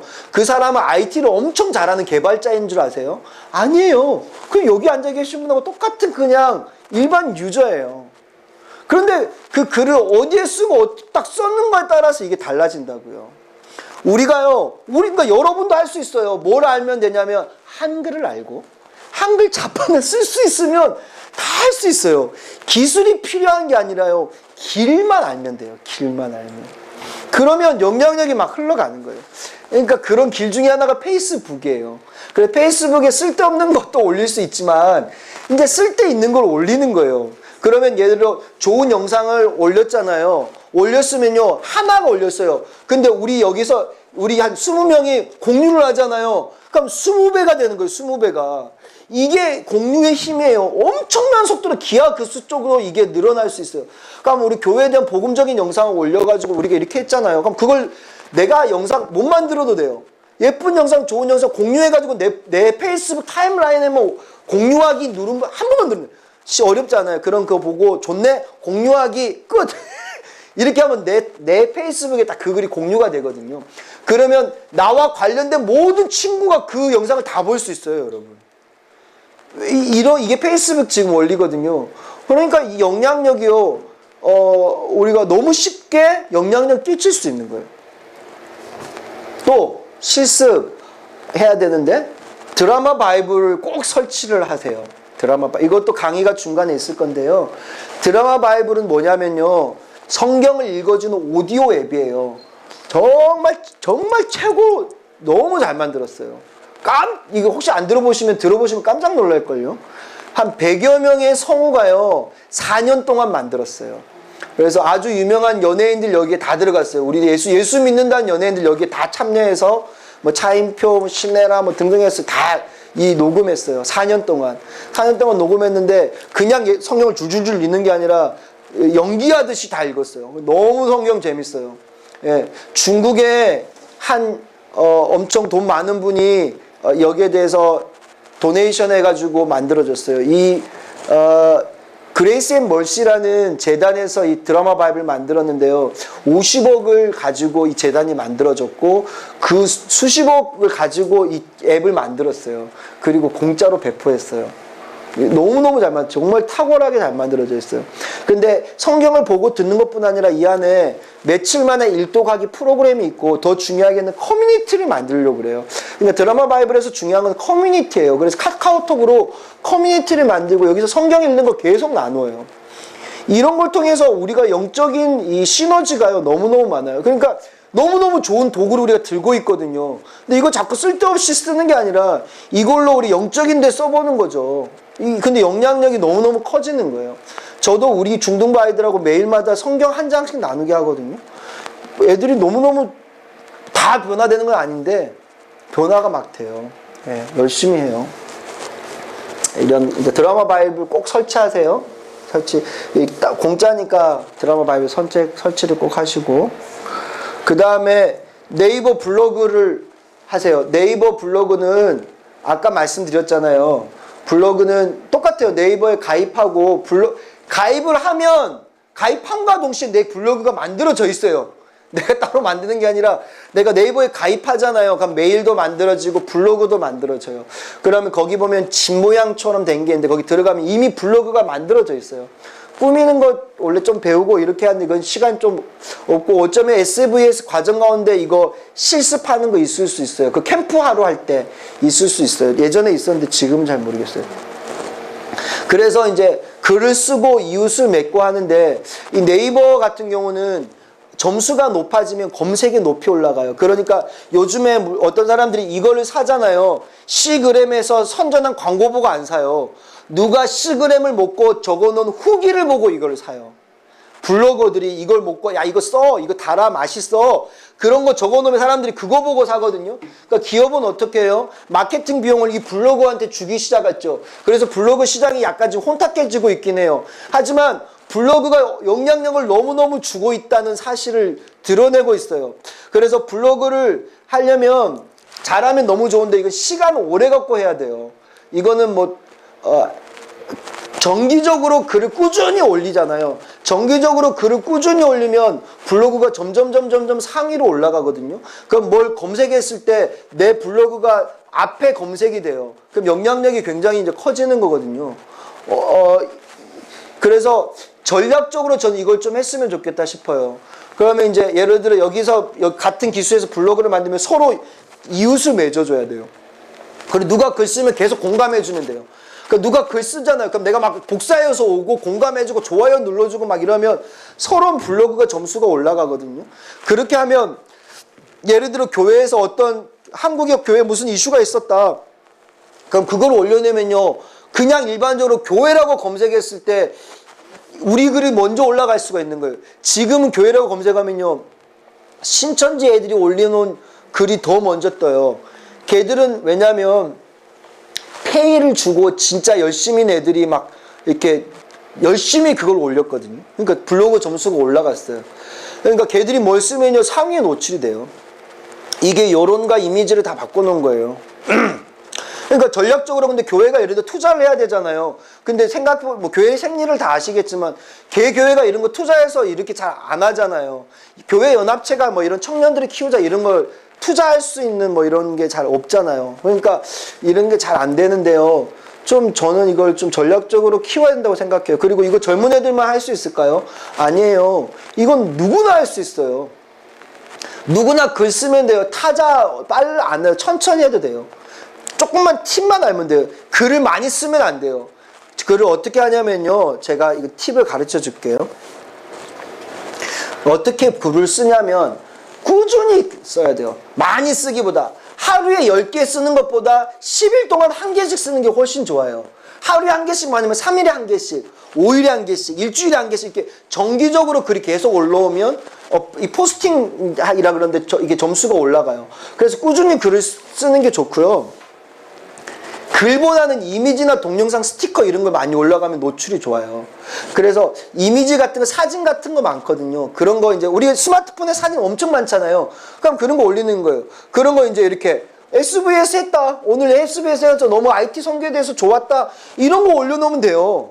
이런 거 올려놓으면 어떤 누군가가 IT 선교에 대해서 검색하면 여러분 글이 뜰 거잖아요. 이런 게 많아지면 이게 영향력이 되는 거예요. 네. 이런 게 영향력이 되거든요. 그래서 이제 이런 거 올리는 거예요. 일기 쓰듯이. 올리면서 이제 조금씩 그런 글 쓰는 기술은 생기거든요. 좋은 기사와 복음적 컨텐츠를 공유하고 자신 생각과 함께 기록하는 거예요. 좋은 기사 진짜 많아요, 여러분. 교회가 하는 좋은 일들 너무 많아요. 근데 안 좋은 일만 자꾸 뭐 퍼나르니까 나쁜 애들이 교회가 자꾸 못된 집단이 돼요. 근데 안 그래요, 여러분. 교회가 얼마나 많이 헌신하고 목사님들이 얼마나 희생하시는 목사님들이 많은 줄 아세요? 오른손이 하는 일 왼손이 모르게 해라 이러니까 잘 안 드러나는데 이런 것 좀 올리고 하면 돼요. 교회가 이렇게 했다. 은혜스러웠다. 우리 교회에서 전도축제를 했는데 너무 행복했다. 이런 것만 올려도요. 지역 교회 가운데 달라져요. 우리 교회에서 하고 있는 사역들이요. 블로그 통해서 올라오는 게 얼마나 많은지 몰라요. 예. 일이 진짜 중요해요. 이슈가 되는 단어를 이건 팁인데 좀 넣으면 좋아요. 예를 들어 지금 미세먼지가 이슈잖아요. 그럼 이렇게 글을 쓰는 거예요. 미세먼지가 많은 날에도 SVS는 계속된다. 이러면 미세먼지 검색하다가 얻어 걸리는 거죠. 뭐 이런 거예요. 예, 그 원래 이건 실제로 블로거 마케터들이 그렇게 써요. 그러니까 그 당시에 정치적 이슈가 되는 단어를 넣어서 글을 써요. 해시태그를 달아요. 왜냐하면 그렇게 해서 노출도를 올리고 접근성을 올리거든요. 예, 원래 이렇게 이거 기술이에요, 이런 게. 그러니까 이런 기술을 이제 네이버 비즈니스 센터 같은 데 보면 어떤 단어를 넣잖아요. 이 단어가 하루에 몇 번, 한 달에 몇 번 검색되는지, 이 단어를 검색하는 연령은 10대는 몇 명, 20대는 몇 명, 30대는 몇 명, 지역은 어떤지, 시간대는 어떤지 이런 게 단어 하나를 넣으면 그 단어에 대한 검색 데이터가요. 쫙 나와요. 그러면 블로거들은 그런 걸 검색해서 가장 타겟팅에 맞잖아요. 예를 들어 20대 여성을 향한 가방을 내가 블로그하고 싶다. 그럼 20대 여성들이 많이 찾는 단어들을 뽑아가지고 그런 단어를 조합해서 글을 써요. 뭐 이런 식으로 블로그 마케터들은 하거든요. 그러니까 근데 그렇게 어렵게 할 필요 없고 그냥 이슈가 되는 단어를 넣으면 돼요. 남북 뭐 이런 거면 남북 뭐 전쟁 위기가 있지만 나는 뭐 기도한다 뭐 이렇게 하면 얻어 걸리는 거죠. 서로 이웃을 맺고 댓글을 쓰고 공감해 주는 거예요. 서로 이렇게 이웃이 높을수록 이렇게 높아가요. 방문자 수가 많고 그리고 서로 밀당해 주는 거예요. 막 이렇게 하면 이게 이제 막 높아져요. 그리고 누가 글을 쓰잖아요. 스크랩에서 올리고 SNS로 공유. 전생명 선교사님 이거 되게 열심히 하시거든요. 목숨 걸고 하루에 글 하나씩 올리기 이런 거 하세요. 정말 그런 거 하세요. 계속 올려요. 왜냐하면 지금은 아닌데 이게 한 5년 쌓이잖아요. 어떤 한 분야의 글이 10,000개 정도, 1,000개 정도 쌓였다 이러면 이건 대박 터져요. 연세대 들어간 곤충소년이 있거든요. 실제 이야기예요. 곤충소년인데 얘가요 고등학교 때 성적이 중하위권이에요. 근데 얘는 곤충에 미친 애예요. 곤충 전부 다 잡아서 박제해서 올리는 거예요. 근데 얘가 곤충에 대해서 적은 자기 블로그 내 길이 10,000몇 개인가 돼요. 10,000몇 개인가 돼요. 그런데 우리나라에서 무슨 곤충을 검색하면요 얘 블로그 계속 뜨는 거예요. 왜냐면 모든 곤충에 대한 정보가 많으니까. 그래서 하루 방문자가요 뭐 10몇만 명인가 그렇게 돼요. 그래서 파워 블로그 받았어요. 연세대에서 얘 스카웃 해갔어요. 왜냐면 성적 뭐 모르는데 곤충에 대해서는 얘가 최고다. 왜냐면 블로그를 봐라. 블로그 보니까 하루에 10만 명 오죠. 거기에 정보 다 있죠. 얘만큼 곤충에 대해서 잘하는 애가 없다. 이렇게 되는 거예요. 이게 실제로 흘러가고 있는 지금 트렌드거든요. 이력서에요. 자기 블로그 주소를 넣을 수 있는 시대예요. 내 블로그에 하루 방문자가 몇 명이다라는 거는 내 실력과 사회적 영향력이 얼만큼 되는가를 드러내요. 내 페이스북 친구가 몇 명인가 이거는요 나의 사회적 영향력이 얼만큼인가를 드러내는 지표가 돼요. 실제로요. 그러니까 이런 거 되게 중요하거든요. 페이스북 친구 5,000명이 맥시멈이에요. 네. 저 1,500명, 1,700명 정도 돼요. 열심히 친구 맺으려고 그래요. 왜냐하면 제가 글 하나 올리면 일단 1,700명한테는 노출이 되는 거니까요. 이런 거죠. 그래서 서로 스크랩해서 올리고 막 이렇게 해서 밀당해줘야 돼요. 계속 올리는 거죠. 그 다음에 너무 이렇게 안 믿는 사람들한테는 이제 부담스럽지 않는 마음으로 이렇게 좀 글을 쓰면 좋아요. 이런 것들이 나중에 지저스단네 아까 피스위드가 강의 들을 때 나올 텐데 피싱 사이트라 그러는데요. 그 사람들이 이렇게 혹한다기보다 내 경험을 너무 힘들 때 뭐 이렇게 너무 힘들었다 이렇게 하면서 나는 내 힘든 얘기 쭉 적고 하지만 하나님께서 나와 함께 하시고 뭐 이렇게 내 간증을 적는 거죠. 그러면 비슷한 사람들이 오면서 보면서 그걸 보고 이렇게 연결해서 피스 위드 갓으로 가는 사례가 있을까 없을까를 봤는데 외국 보니까 엄청 많더라고요. 그러니까 그걸 벤치마킹하고 우리나라가 가져온 거예요. 야, 우리도 만들자 이래서 재작년에 그 런칭해가지고 지금 하고 있는 거거든요. 예. 그래서 이걸 중심으로 해서 2020년에는요, 서울 페스티벌하고 빌리그램 뭐 전도협회하고 같이 하는 또 큰 프로젝트가 있어요. 뭐 하여튼 이런 이제 SNS를 통한 일들이 일어나는데요. 저는 우리가 할 수 있는 여러 가지 것 중에 하나가 이 블로그는 돈 안 들어요. 여러분 다 하실 수 있어요. 한글 아시니까. 페이스북 다 하실 수 있어요. 그게 SNS 선교예요. IT 선교. 거기에 올려놓는 거예요. 내가 글 쓰기 힘들면 이미 많이 만들어진 글을 퍼서 나르세요. 전생명 선교사님하고 친구맞고 전생명 선교사님이 올리는 글을 스크랩해서 올려만 놔도 돼요. 그렇게만 해놔도 영향력이 퍼지는 시대예요. 예. 이런 시대다. 이제 이런 거고요. 선교적 활용에 대해서 비전 트리맵. 네, 이거는 구체적으로 한 강의가 있어요. 비전 트리맵은 여기에 복음 내용을 녹음해 놓은 앱이에요. 그래서 현지어 몰라도 이렇게 복음 전할 수 있어요. 나 말 못하는데 스마트폰 한 개 들면 여기서 복음이 줄줄줄 흘러가요. 그리고 단기 선교에 필요한 문장과 회화를 700세트 정도씩 가지고 있어요. 현재 37개 언어가 있고요. 공용어들이 있어서 예를 들어 뭐 포르투갈어 이런 공용어 굉장히 많거든요. 그러니까 100개국 정도는 지원하는 것 같아요. 그렇고 이거 갖고 복음 전할 수 있어요. 한국에서도 전할 수 있어요. 외국인 노동자들한테 전할 수 있어요. 안산 M센터에서요, 권사님들 15명이요, 파키스탄에 복음 전하러 단기 선교 가면서 3개월 훈련한 거예요. 권사님들이. 그래서 이제 훈련하면서 한 달은 이제 안에서 훈련하고 2달은 실습 가보자. 이렇게 해가지고 스마트폰 한 대 15명 권사님들이 들고 나간 거예요. 나가가지고 이거 가지고 이렇게 복음 전했어요. 2달 동안 안산에 있는 외국인 노동자들에게. 1523명에게 복음을 전하고 그 중에 420명이 예수님 영접하고 23명이 교회 와서 세례 받았어요. 엄청난 일이 일어나는 거죠. 2달 만에. 왜 헬로우도 잘 못하는 권사님들이요. 왜 그렇게 돼요? 이 앱이 대단한 게 아니라 복음이 능력이 있는데 자기들 알아듣는 말로 전해주니까 그런 거예요. 근데 이건 내가 많은 말 할 줄 모르잖아요. 근데 IT 통해서 그 한계를 뛰어넘어 있잖아요. 그러면 내가 하는 IT 선교는 뭐예요? 이거 쓰면 돼요. 제가 만들어 놨으니까 여러분 쓰면 돼요. 공짜로 다 제공하니까 그냥 갖다 쓰면 돼요. 예. 이제 좀 마음이 있으면 언어 같은 거 도네이션 하면 돼요. 한 언어 200만 원 정도의 도네이션 되면 그거 개발돼요. 번역돼요. 그러면 이 언어는 어느 교회가 했습니다. 아니면 어느 누가 헌신했습니다. 이렇게 탁탁탁 나와요. 그러면 그 나라 가는 사람은 이거 다 깔고 가거든요. 그러면 의미가 있잖아요. 그 교회도 의미가 있고. 우리 교회에서 태국어하고 포르투갈어 우리 교회가 했거든요. 61주년 이렇게 매년마다 행사 때. 그러면 태국 가는 친구들은 이거 다 깔아서 가고 그럼 거기 대구 동일교회가 했습니다. 이렇게 뜨거든요. 의미가 있죠. 그리고 중국어로 바뀌어요. 그럼 중국 교회가 쓰는 걸로 텍스트가 중국어로 바뀌어요. 영어로 바꾸면 영어로 바뀌어서 영어권 교회가 37개 나라 갈 때 쓸 수 있도록 막 이렇게 계속 커지고 있는 앱이에요. 비전 트립 앱을 쓰면 되죠. 그 다음에 유버전이라는 성경이 있어요. 이거 성경 앱 중 굉장히 유명한데요. 굉장히 많이 다운받았지. 2억 번 다운로드 됐는 거 그래요. 2억 회 이상 다운로드 됐는데요. 이 안에는요, 1000개 이상의 언어로 번역된 성경이 이 안에 다 들어있어요. 1000개 이상의 언어가 텍스트로 다 번역돼 있어요. 그래서 해외 가면요, 이렇게 이걸로 줄 수 있어요. 태국 가면 태국어만 있는 게 아니라 종족별 언어가 다 있어요. 쫙 있어요. 성경을 줄 수 있고요. 그냥 다운받으면 돼요. 이 앱은요, 미국에 있는 라이프 다 처치라는 교회에서 개발한 앱이거든요. 이 교회는요, 개척한 지 20년 만에 미국에서 제일 큰 교회 됐어요. 인터넷 선교 엄청 열심히 해서요. 아주 유명한 교회예요. 미국에서 가장 영향력을 끼치고 있는 교회가 라이프 다 처치입니다. 온라인 교회 10만 명, 오프라인 교회 교인 10만 명, 오프라인은 교회 오는 교인, 온라인으로 예배드리는 교인은 10만 명, 합이면 20만 명이거든요. 그래서 28개 사이트를 가지고 이렇게 지역별로 모이고 온라인으로 예배하고 독특한 교회 사역을 하고 있어요. 여기서 만든 또 하나 더 있는데요. 이 키즈 버전 어린이 성경이라고 검색하면 이거 나와요. 이거 나오는데 이건 진짜 좋아요. 너무너무 잘 만들었어요. 44개 언어로 현재 제공하고 있는데 꼭 설치하세요. 애들한테 먼저 창세기부터 계시록까지 성경 이야기가 쫙 나와 있는데요. 성우가 다 말해줘요. 그림도 너무 잘 돼 있고요.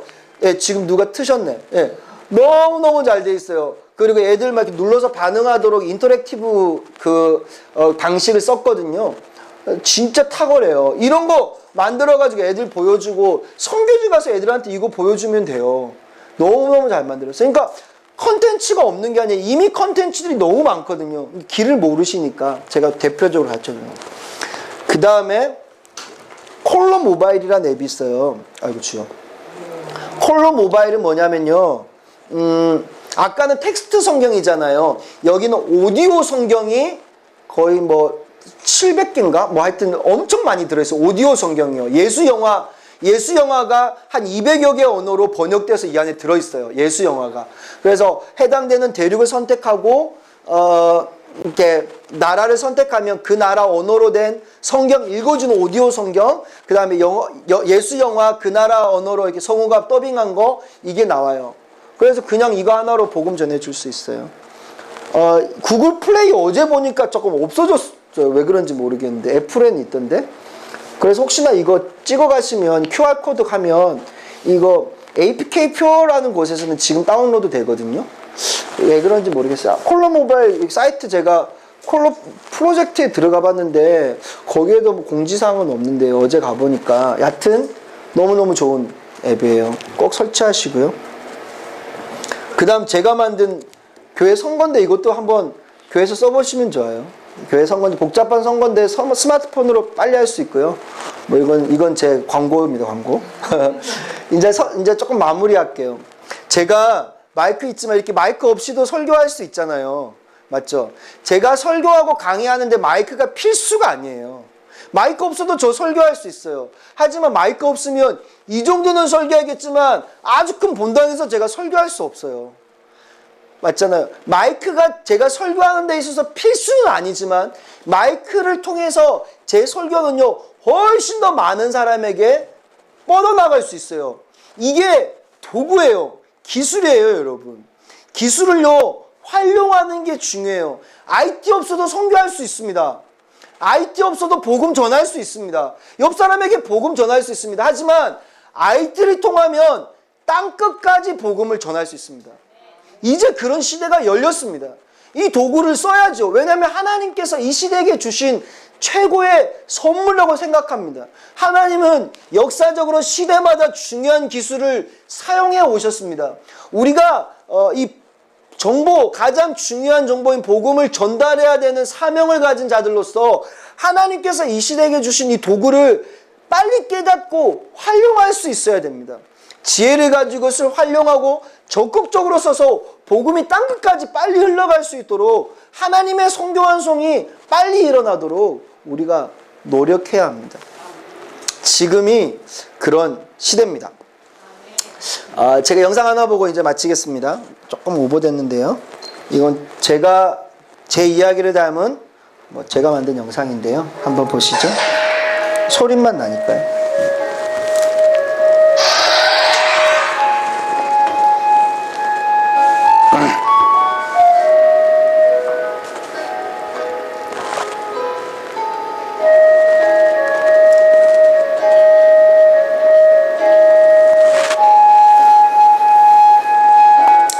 중국에 팔려간 여자아이 이야기였습니다. 그래서 엄청 나이 많은 남자하고 결혼하고 잠자리를 갖고 도망온 이런 여자아이였고요.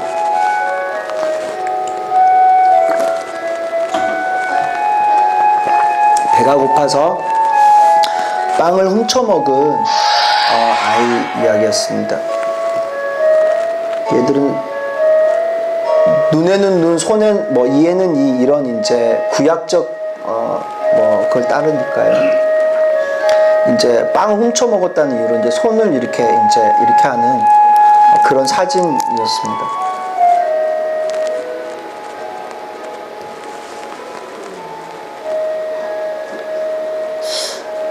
바르게 복음을 알지 못했기 때문에 이제 그런 일이 일어나는 거였습니다. 하나가 빠졌구나.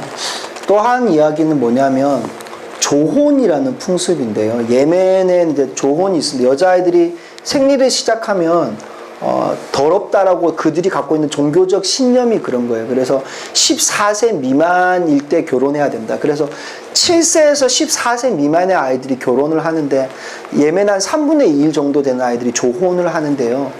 조혼의 솔직히 이제 가장 중요한 이유는 가난 때문이에요. 부자들이 다 이게 사가거든요, 여자애들을. 근데 문제는 뭐냐면 그 아이들이 첫날 밤에 이렇게 장이 파열돼서 죽는 일이 너무 많은 거예요. 그러니까 첫날 밤을 경험하면 안 되는 아이들이, 그러니까 아직 몸이 안 성장했는데 성인이 이렇게 이제 첫날 밤 잠자리를 가지니까 이렇게 장이 다 찢어져 가지고 아이들이 죽는 거예요.